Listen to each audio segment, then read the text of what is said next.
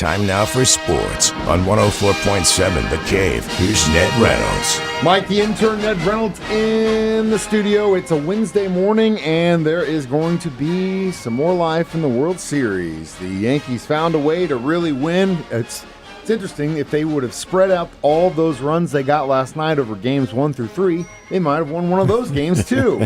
And that is problematic for the Yankees too. Yeah. They did explode last night, I found it to be very surprising because when Freddie Freeman hit another first-inning home run, his record-breaking third third in the first inning, and another two-run homer. Here they go again. Good gracious sakes! But this time it did not last. And you could almost see it coming because the Dodgers were using their starters by committee. Now, that's not to suggest they're all starters. They aren't. It's a bullpen coming in. It's a bullpen rotation. And Dave Roberts has done this because of injuries to the regular staff, and many of whom are not playing. The Glasnow kid is not in there at all. He's not even on the roster. Neither is Kershaw, and that hurts them. So they go by the bullpen. He's done this all year long. Actually, not literally all year, but much of the year. And he did it in the playoffs. It cost them in one game in the playoffs. It cost them last night. It's 11-4. The Yankees win it, but it was a close game. The Yankees had the lead, or took the lead, when their shortstop, Anthony Volpe, grand slammed in the third inning. That was big. That was a really big shot because it gave the Yankees the impetus. Now, still, it was a close game going into the eighth inning, 6-4. The Yankees had the lead, and that's catchable distance. But then the Yankees came up with 5 runs in their half of the eighth inning, put it out of reach. 11-4 was the final. I'll play again, Game 5 coming up tonight at Yankee Stadium, and then if the Yankees win that one, they go back to Los Angeles after a day off and continue. But right now, it's Dodgers leading 3-1. Yeah, we'll see what happens. The NFL trade deadline a week from this afternoon. Mm-hmm. The Kansas City Chiefs just made a trade for the defensive player Uche from the Patriots. You think Veach and company are going to try and make one more move before the deadline? Maybe and maybe not. They do need help in the D-back position, and there's a guy who has asked to be traded from the Los Angeles Rams. His name is Tre'Davious White. He used to be with the Buffalo Bills. The Rams have had him for just this year. He only played in 4 games. But he asked the Rams for permission to be traded, and the Rams said, sure. Go ahead and see if you can manufacture a deal. Well, the rumors are that the Chiefs are after him to come in and play cornerback. Now, again, he's only played in 4 games this year, but he's an old pro. He's been around for a while with the Bills for a couple of years. So we'll see if that happens, but you're right. It does have to be by November the 5th, which is next Wednesday, day after the elections. I'll tell you one thing. I'll be glad all these commercials are done. When the Houston Texans come to Kansas City, the visitors will not have the services of a star player, and that is because he is out for the season. Out for the year. His name is Stephon Diggs, and there were a lot of headlines when the Buffalo Bills actually cut him loose, but they manufactured a trade with the Houston Texans. The Texans said, we need veteran receivers, and they got one. Diggs has been good. The Texans are good. They're a good team, but not quite as good without Diggs in the lineup, and he will not be. The Texans do play the Chiefs later on this season in Kansas City, and that certainly does hurt them. Stephon Diggs out of there. Still don't count the Texans out of the playoffs. They are a very good football team. They're a whole lot stronger from what they have been. They can be trouble.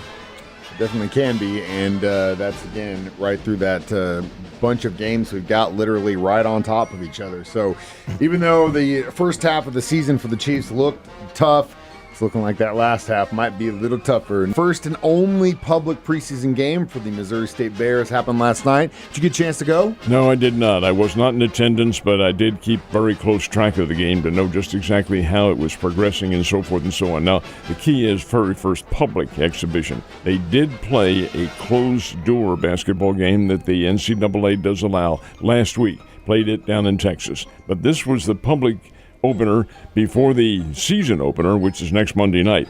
Bears win over Southwest Baptist 72-65. It's not the blowout score that many expected it to be, but keep in mind this is an all-new Bears team, and I mean that literally. They are all new, like each other apparently, according to Coach Martin, but their chemistry is not together. They committed 15 turnovers in the game last night, and Southwest Baptist, folks, as you know, is a Division II team.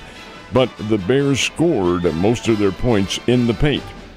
48%. That means they were bigger and stronger, as you would expect. That's how they got it. But there's work to be done. They need to get their game together. They need to get the players together, and that doesn't happen automatically. The Bears also missed a whole ton of free throws in the game. The leading scorer was a kid named Michael Osai Bonsu.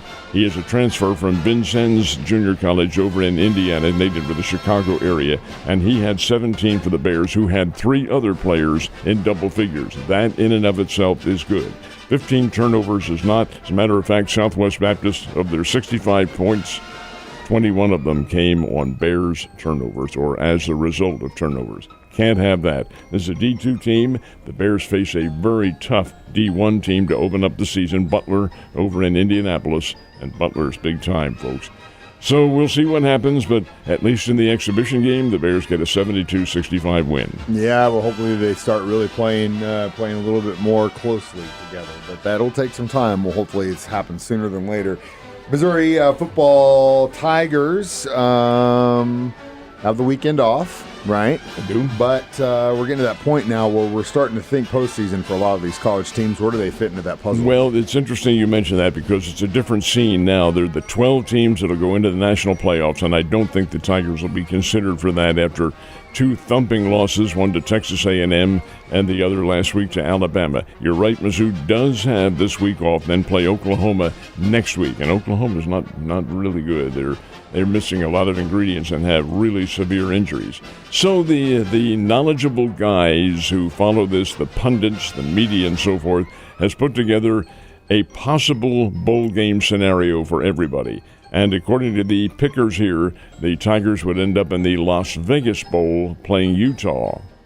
Ooh, my. Utah's pretty good. Yes, That's they a are. Big 12 team. They were higher ranked in the country until they had a couple of losses. But we'll see what happens. There's a long way to go, and the rest of the season still to go. And Missouri has some very tough hombres to play in that time period as well. But we'll see what happens. Also keeping an eye on my Wildcats, who have a very tough hombre this weekend, on Saturday against Houston.